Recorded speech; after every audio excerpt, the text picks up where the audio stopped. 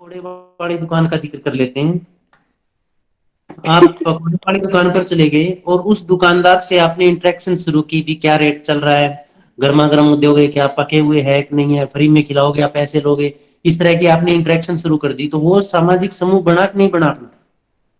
बना सर। हाँ, वो सामाजिक समूह बन गया। क्यों बन गया? यस क्योंकि सर। वहां पर एक अपरिचित व्यक्ति के साथ भी हमने आपस में इंटरेक्ट की और वो भी हमारी बातों का जवाब दे रहा है, मतलब संपर्क स्थापित हमसे कर रहा है। लेकिन ये समूह किस तरह का समूह होगा? जैसे अवधि के आधार पर हमने किया था भी दो प्रकार के, दीर्घकालीन समूह और लघु समूह। तो ये अल्पकालीन समूह और दीर्घकालीन समूह, ये अल्पकालीन समूह कहलाएगा क्योंकि एक छोटे से उद्देश्य है, उस उद्देश्य की पूर्ति के बाद ये समूह समाप्त हो गया। आपने पकौड़े लिए और समूह समाप्त। ये कोमल पूछ रहे हैं फिर वो पकोड़े देगा क्या जी? वो तो आपके व्यवहार पर निर्भर है ना, किस तरह से आप मांग रहे हो उनको। यदि वो ठीक मांग रहे हो तो दे देगा, वरना फिर जवाब दे देगा। है ना, पकोड़ों का नाम लेते ही ध्यान डाइवर्ट हो गया पढ़ाई से। और तो जी बस। इतनी सर्दी में ना लेना चाहिए नहीं जी नाम पकौड़ा को। हाँ जी, कुछ ना कोमल क्या जी। करे? सर बोल रहे सर्दी में नाम ना लेना चाहिए। अच्छा, नाम ना लेना चाहिए सर्दी में, सीधे ले लेने चाहिए, है ना। हाँ ठीक है, आगे देखिए। जैसे बस में आप बैठे हैं और बस कंडक्टर से आप बातचीत करें टिकट कटवाने के लिए या जो भी है, वो तो वो सामाजिक समूह बनेगा कि नहीं बनेगा? Yes sir. Yes sir. और कौन सा समूह होगा वो? यस। अल्पकालीन। अल्पकालीन। ठीक है, बहुत बढ़िया समझ रहे हैं आप। इसका मतलब दो या दो से अधिक व्यक्तियों का समूह, या दो या दो से अधिक व्यक्तियों का समूह जो आपस में किसी विशेष उद्देश्य के लिए मिलते हैं और एक दूसरे को प्रभावित करते हैं और आपस में सामाजिक संबंध स्थापित करते हैं, उसको हम क्या कहेंगे? सामाजिक समूह कहेंगे। तो देखिए, इसके अंदर तीन चार बातें हमने की। एक तो दो या दो से अधिक व्यक्तियों का समूह है वो, ठीक है। एक विशेष उद्देश्य होता है, विशेष उद्देश्य के लिए वो वार्तालाप करते हैं। एक इसके अंतर्गत क्या होगा? वो परस्पर मिलते हैं। एक इसमें क्या होगा? वो सामाजिक संबंध विस्थापित करते हैं। ठीक है कोमल, इतनी ठंड तो नहीं है कोमल। इसके पश्चात अब देखिए, परिवार सामाजिक समूह है कि नहीं है? एक बच्चा बताएगा कोई परिवार सामाजिक समूह है या नहीं है, यदि है तो कैसे है परिवार सामाजिक समूह? है सर। कैसे है? सर उसमें हम की भावना होती है, मतलब कुछ स्वार्थ नहीं होता, एक दूसरे के लिए कार्य करते हैं सभी। एक दूसरे के लिए कार्य करते हैं कि उसमें वो तीन कंडीशन है। एक तो परस्पर वो मिलते हैं एक जगह पर, एक वो आपस में संबंध स्थापित भी करते हैं, रिलेशन भी होते हैं उनके आपस में। एक उसके अंदर क्या होगा? वो कोई कोई उद्देश्य होता है, जैसे परिवार के अंदर हम एक दूसरे की सहायता कर रहे हैं, सहयोग कर रहे हैं, मिलजुल कर काम कर रहे हैं, तो वो सहयोग होगा। इसी तरह से पड़ोस है, तो पड़ोस सामाजिक समूह है कि नहीं है? है सर। है सर। हाँ, पड़ोस भी सामाजिक समूह है क्योंकि पड़ोस के साथ भी, पड़ोसियों के साथ हम वार्तालाप करते हैं, मिलते जुलते भी हैं, तो वो भी सामाजिक समूह है। विद्यालय या महाविद्यालय, है सर। ये भी है है। सर। जाति, जाति है सर। और धर्म, दोस्त, है ये सर। सब सामाजिक समूह है। लेकिन सामाजिक समूह के बारे में एक बात तो क्लियर होगी ना, कि जितने भी समाज हैं, चाहे वो आदिम समाज रहे हो, चाहे वो प्राचीन समाज हो, चाहे वो पूंजीवादी समाज हो, सामंतवादी समाज हो, विकसित समाज हो, अलग विकसित समाज हो, अविकसित समाज हो, किसी भी तरह का समाज हो, आधुनिक समाज हो, परंपरागत समाज हो, सभी समाजों में सामाजिक समूह विद्यमान रहे हैं, है ना। और सामाजिक समूह बनाए क्यों जाते सर। हैं? हाँ बोलो। सर सहोदर क्या होता है? सहोदर का मतलब एक तो भाईचारा भी होता है, एक दो को जोड़ने वाला, दो को जो जोड़ने का काम करता है। जैसे हमने आपको उसमें बताया था, कौन से टॉपिक में था ये? भूमिका और परिस्थिति में। परिस्थिति भूमिका। भूमिका और परिस्थिति में भी। ये उसमें यही लिखा था ना, ये समाज शास्त्र और मानव शास्त्र के बीच में सहोदर का काम करता है। सहोदर का मतलब यस इन सर। दोनों को आपस में जोड़ने का काम करता है, दोनों को जोड़ने वाला, दोनों में संबंध स्थापित करने वाला, संपर्क स्थापित करने वाला। ठीक है। Okay sir. Thank you sir. हाँ, अब बताओ क्या टॉपिक क्या चल रहा था अभी? जब समूह का हम निर्माण करते हैं, तो समूह का निर्माण किसी न किसी आवश्यकताओं की पूर्ति के लिए होता है। जैसे शिक्षण संस्थाएं हैं, अपनी शिक्षण संस्थाओं में जो समूह है, वो अपनी शिक्षा प्राप्ति का उद्देश्य की पूर्ति कर रहा है। परिवार समूह है, वो हमारे पालन पोषण और समाजीकरण की आवश्यकताओं की पूर्ति कर रहा है। इसी तरह से कर्मचारी वर्ग है वो हमारी आर्थिक आवश्यकताओं की पूर्ति कर रहे हैं। तो प्रत्येक सामाजिक समूह है वो अपनी किसी न किसी आवश्यकताओं की पूर्ति के लिए बनाया गया है। और ये जो सामाजिक समूह है विभिन्न प्रकार के हो सकते हैं। जो समाज है, जो दुनिया है, उसमें अनगिनत सामाजिक समूह है, मतलब उन समूहों की हम गिनती नहीं कर सकते। ये छोटे समूह भी हो सकते हैं या फिर बड़े समूह भी हो सकते हैं। छोटे समूह का मतलब इसमें कम से कम कितने सदस्य हो सकते हैं सामाजिक समूह में? दो। दो। दो सदस्य। अकेला व्यक्ति तो सामाजिक समूह नहीं बना सकता, तो कम से कम दो व्यक्तियों का होना जरूरी है सामाजिक समूह के लिए, ठीक है ना? तो अब छोटे समूह भी हैं, बड़े समूह भी है, अब मर्जी से ये सदस्यता लिया, मर्जी से आप इसको छोड़ भी सकते हैं। और सामाजिक समूह व्यक्ति के जीवन में हमने पहले बताया बहुत ही महत्वपूर्ण है। ये व्यक्तित्व के विकास के लिए लाभदायक है, इसके बिना व्यक्ति का संपूर्ण विकास नहीं हो सकता है। अब हम इसकी विशेषताओं के बारे में आपको बताएंगे, सामाजिक समूह की विशेषताएं। भी इसकी विशेषताएं कौन कौन सी होती है सामाजिक समूह की? तो कैरेक्टरिस्टिक्स के बारे में जब हम पढ़ रहे हैं तो हमें कोई एक एग्जांपल ले लेंगे। जैसे मान लीजिए हमने वीडियो के अंदर किस चीज का एग्जांपल लिया हुआ था, इसमें सामाजिक समूह की विशेषताओं में हमने किसके एग्जांपल से आपको बताया था? किसी ने भी नहीं देखा अभी तक? वो हमने बताया था महाविद्यालय के एग्जांपल लेकर। अब यदि महाविद्यालय एक सामाजिक समूह है, क्योंकि इसमें हम सभी एक दूसरे से संपर्क स्थापित भी करते हैं, लेकिन ये बड़ा समूह है, लघु समूह नहीं है। ये एक संख्या के आधार पर जब हम बात करते हैं तो वृहत समूह एक बड़ा समूह है। तो सामाजिक समूह की विशेषताएं, पहली विशेषता तो ये होगी व्यक्तियों का एक संग्रह है। सामाजिक समूह है वो व्यक्तियों का एक संग्रह है, इसमें दो या दो से अधिक व्यक्ति कितने ही हो सकते हैं। जैसे महाविद्यालय है तो महाविद्यालय में व्यक्तियों का ही संग्रह है, बहुत सारे स्टूडेंट है, बहुत सारे टीचर्स है, इसमें नॉन टीचिंग स्टाफ भी है इसके अंदर, और प्रिंसिपल, इन सबको मिला दे तो सामाजिक समूह बनता है। तो इसका मतलब पहली जो महत्वपूर्ण विशेषता है इसकी वो क्या है? व्यक्तियों का एक संग्रह है। दूसरी इसकी विशेषता होगी सामाजिक संरचना। जो भी सामाजिक समूह है उसकी कोई न कोई संरचना होगी। संरचना का मतलब उसके अंग होंगे। सामाजिक संरचना का टॉपिक हमने पहले कर लिया है ना? Yes sir. सामाजिक संरचना किसे कहते हैं? तो संरचना में हमने बताया था भी ये सावयव के समान होती है, शरीर के समान होती है। जिस शरीर के अंग है वैसी सामाजिक संरचना के भी अंग होते हैं। तो सामाजिक संरचना जो है उसकी समूह की सामाजिक संरचना कैसे होगी? जैसे महाविद्यालय का हमने एग्जाम्पल लिया है तो इसकी सामाजिक संरचना क्या होगी? एक अंग तो इसका विद्यार्थी हो गए, एक अंग इसका क्या हो गए? प्रोफेसर हो गए, एक अंग इसका नॉन टीचिंग स्टाफ हो गए, एक अंग इसका प्रिंसिपल हो गए। तो इन सभी अंगों के काम अलग अलग बंटे हुए हैं और ये अपने जो काम मिला है, जो परिस्थिति या पद इनको मिला उसी के अनुसार वो अपना काम कर रहे हैं। तो सभी अंगों की एक संरचना है। तो सामाजिक समूह की एक विशेषता ये भी होती है कि इसकी एक सामाजिक संरचना होती है। कार्य का विभाजन, दूसरी इसकी महत्वपूर्ण, समूह के अंदर कार्य का विभाजन होता है। कार्य का मतलब काम का बंटवारा किया होता है भी कौन सा काम कौन करेगा, कौन सा काम कौन करेगा। जैसे महाविद्यालय के अंदर पढ़ाने का काम कौन करेगा, सफाई का काम कौन करेगा, पढ़ने का काम कौन करेगा, मैनेजिंग का काम कौन करेगा, ये सभी को अलग अलग काम बंटे हुए है ना? यस तो सर। समूह का मतलब क्या हुआ? भी समूह की एक विशेषता ये भी होती है इसमें कार्य का विभाजन होता है। अच्छा, आपके परिवार है, परिवार में कार्य विभाजन किया हुआ होता है कि नहीं होता?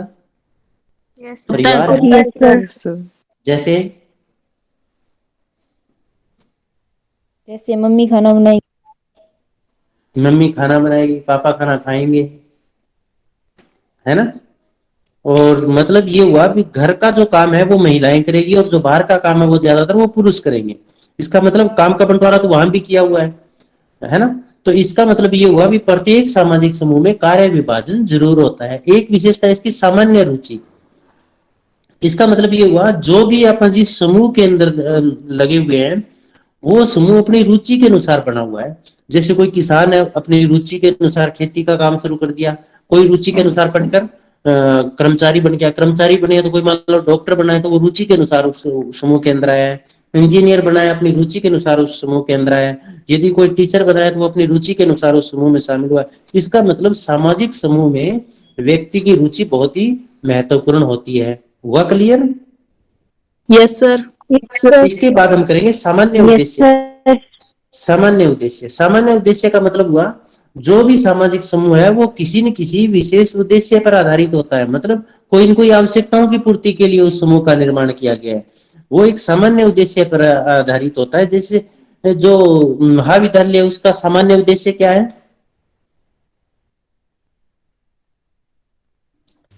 कॉलेज का सामान्य उद्देश्य अच्छा सर। शिक्षा देना सर। प्राप्त करना, मतलब जो स्टूडेंट है उनका चहुमुखी विकास करना, उसका सर्वांगीण विकास करना। परिवार का सामान्य उद्देश्य क्या है? परिवार का सामान्य उद्देश्य बच्चों का पालन पोषण करना है ना, ये बात।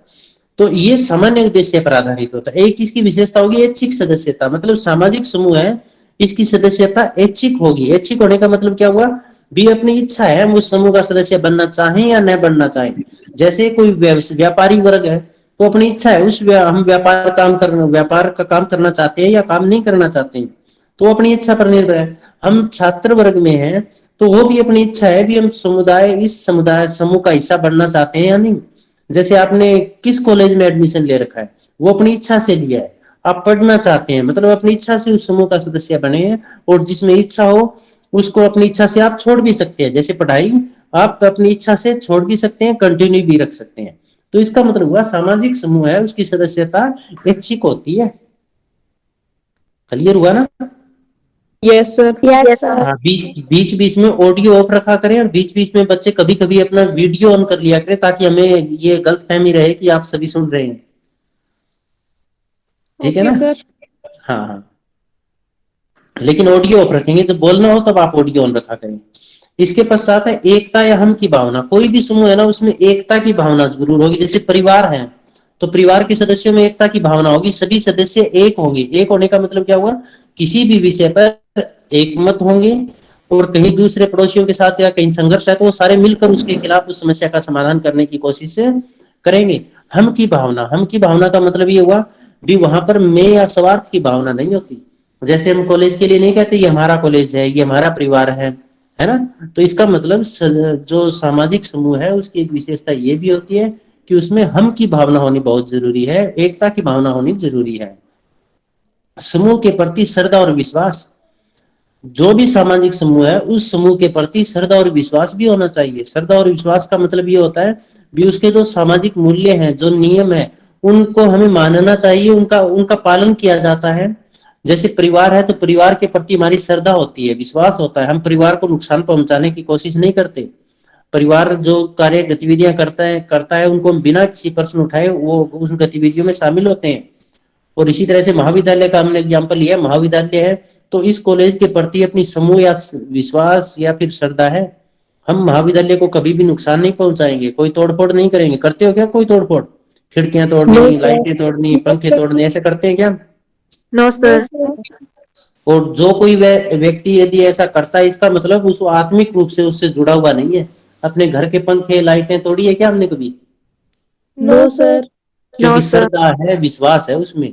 तो जो भी सामाजिक समूह है जिससे हमारा लगाव है, हम की भावना है, उसके प्रति हमारी श्रद्धा और विश्वास होता है, और हम कभी उसको नुकसान नहीं पहुंचाते।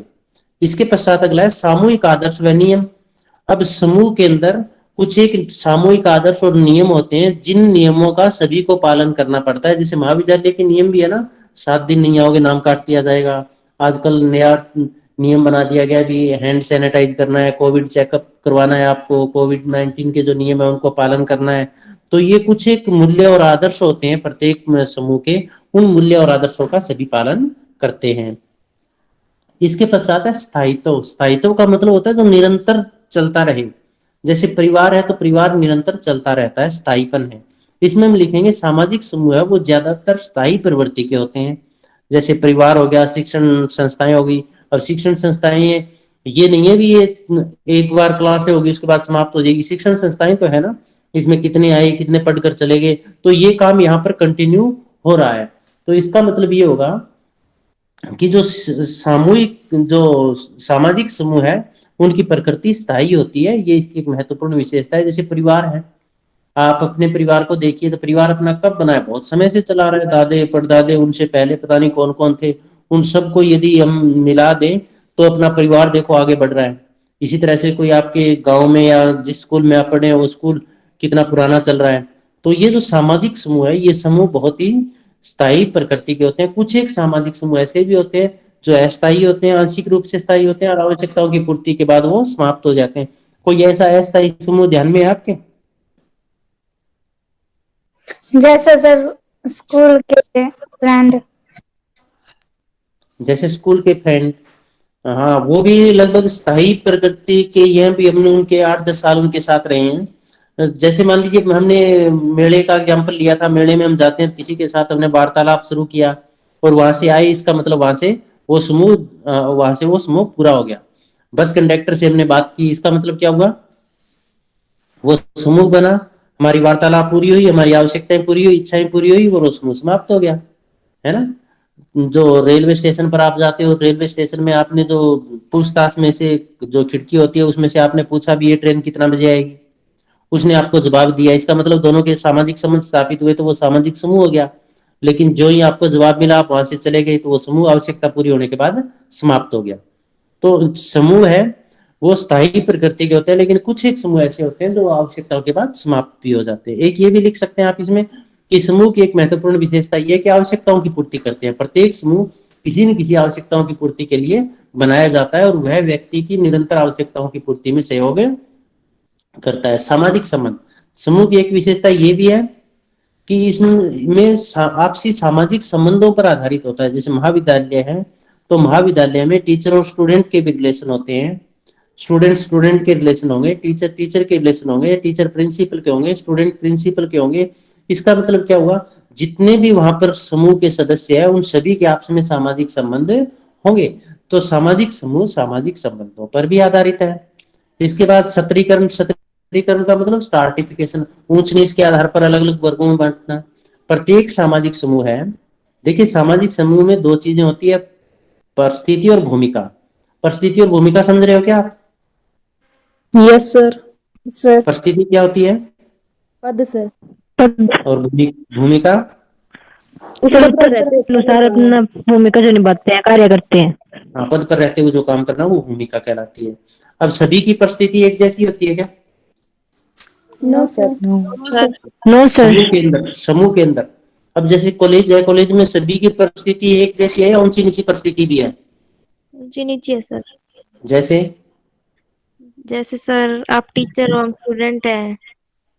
हाँ, अब टीचर हो गए, स्टूडेंट हो गए, प्रिंसिपल हो गए। देखो प्रिंसिपल की परिस्थिति सबसे ऊंची हो गई, पीएन की परिस्थिति सबसे निम्न हो गई। और घर के अंदर आप जाते हो तो आपके लेक्चर का। हाँ 2 मिनट रुकिएगा, अभी पूरा करते हैं हम इसको। और घर में जब हम जाते हैं तो अपने दादा दादी की परिस्थिति हमसे ऊंची है। इसका मतलब समूह में सत्रीकरण होता है, परिस्थिति के आधार पर ऊंचा और निम्न बातें होती है।